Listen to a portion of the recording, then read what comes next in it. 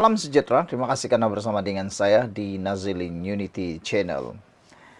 Kemarin kita tahu ada satu himpunan yang dibuat, yaitu Himpunan Pahang Bermunajat.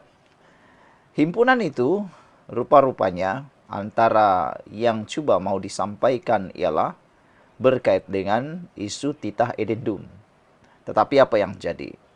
Himpunan Pahang Bermunajat jadi backslap untuk penganjur. Macam kena tamparan padu maut lah, macam tu kan.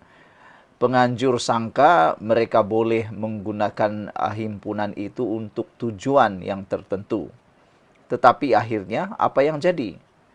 Himpunan itu menjadi tempat Sultan Pahang menyampaikan titah yang paling ditunggu-tunggu rakyat Malaysia, tempat untuk Sultan Pahang dapat bertitah menyampaikan cerita sebenar berkait titah edendum. Akhirnya apa jadi? Penganjur yang rugi sendiri. Daulat tuanku, daulat tuanku. Sungguh bijaksana kebawa duli yang maha mulia di Pertuan Agong Sultan Pahang. Baginda jugalah yang telah mencadangkan penubuhan kerajaan perpaduan. Dengan kebijaksanaan Baginda, Malaysia pada waktu ini sedang dalam proses pemulihan dan kini mula menjadi harimau Asia sekali lagi. Sedang mengaum di bawah pimpinan Perdana Menteri dan di bawah kerajaan perpaduan Madani dan di bawah kepimpinan Anwar Ibrahim.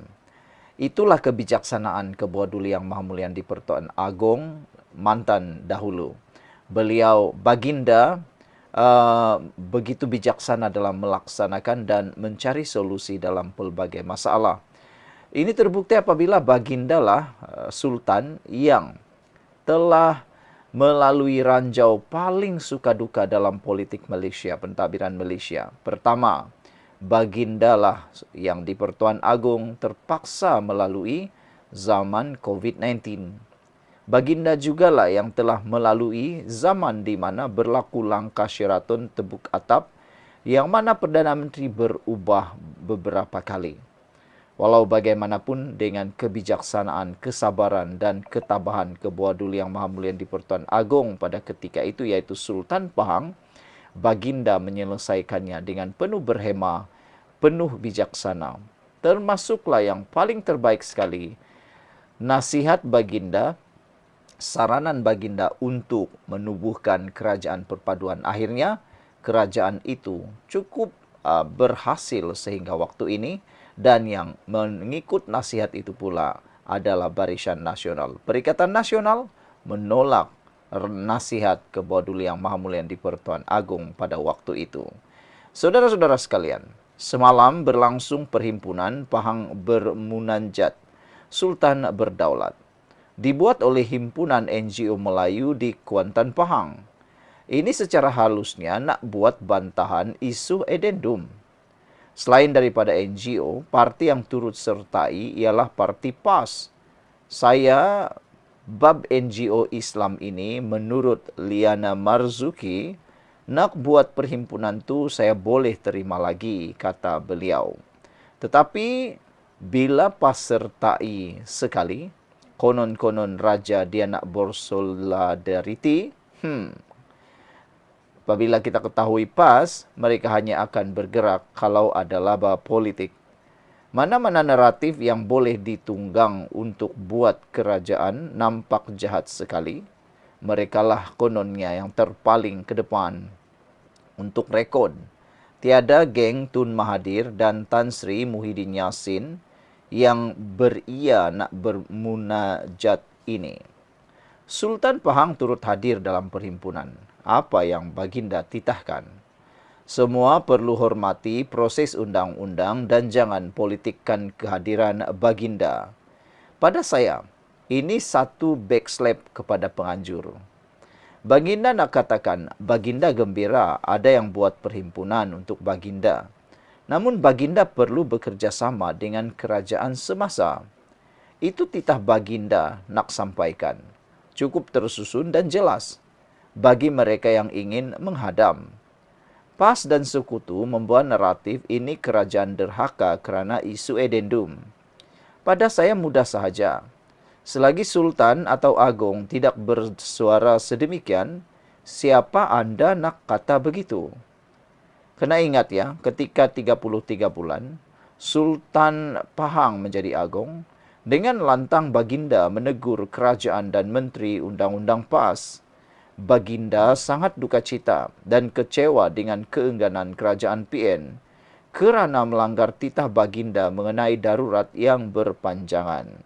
Siap istana tegur menteri undang-undang yang mengelirukan dewan. Ini Tuan Puan jelas derhaka. Siap istana terpaksa bersuara.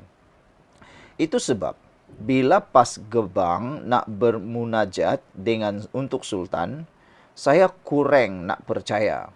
Makhluk-makhluk ini akan buat apa saja untuk kuasa. Makanya, selagi Sultan tak bersuara, kami rakyat akan tunggu dan lihat apa langkah kerajaan seterusnya. Isu edendum ini juga saya dah pernah ulas. Ia isu kayangan, bien as mortals, isu-isu yang Majlis Raja-Raja pun perlu campur tangan.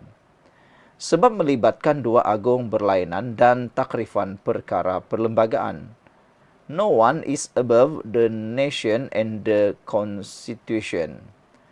Tambah ianya untuk melepaskan seorang Perdana Menteri dari penjara atas kesalahan kleptokrasi terteruk dalam sejarah dunia. Bagaimana orang melihat kita bila yang bersalah hanya kena tahanan rumah sahaja? Bagi rakyat biasa non-partisan, ini pandangan mereka. Sama ada kayangan atau orang di jalanan, kalau ada kesalahan janganlah dibeza-bezakan. Kami harap mereka-mereka di kayangan pandai-pandai selesaikan. Bukan untuk kepentingan mana-mana pemimpin atau parti, tapi untuk kepentingan negara dan rakyat, kata Liana Marzuki. Saudara-saudara sekalian, akhirnya hari ini kita bersukacita, kita bergembira apabila Sultan Pahang telah menyatakan bahawa jangan bahas lagi. Sultan Pahang telah bertitah jangan bahas lagi titah edendum, hormat undang-undang. Sultan Pahang Al-Sultan Abdullah Riayatuddin Al-Mustafa Bilal Shah bertitah agar semua pihak tidak lagi berterusan membahaskan soal titah edendum. Paduka Baginda menegaskan bahawa ia telah berada di bawah proses undang-undang dan semua pihak perlu menghormatinya. Baginda tidak mahu mana-mana pihak menimbulkan sebarang kekeliruan dan retorik berhubung isu itu lagi. Sekian dulu untuk kali ini. Jangan lupa tinggalkan komen Anda. Bye-bye.